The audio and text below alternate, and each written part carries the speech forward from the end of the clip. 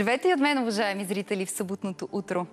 Промяна във времето започва утре. Валежи и постепенно захлаждане, при което температурите ще останат все още по-високи от климатичните норми.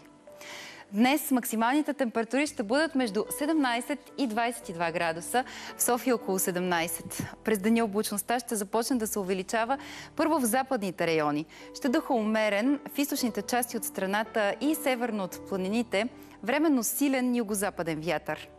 И по Черноморието ще бъде ветровито с умерен и силен югозападен вятър. Максималните температури на морския бряг ще са между 14 и 20 градуса. В планините облачността също ще започне да се увеличава, ще бъде и много ветровито, ще духа силен, по билата временно бурен югозападен вятър. Температурите ще останат без съществена промяна. И на Балканите ще остане топло за февруари, облачността над по-голямата част от полуострова, с изключение на източните райони, ще бъде значителна, а в западните ще има валежи от дъжд.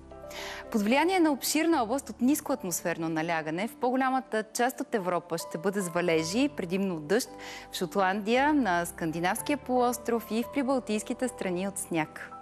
И у нас в близките дни ще бъде ветровито и с валежи, по-значителни в неделя и понеделник в южните райони от страната, а температурите постепенно ще се понижават.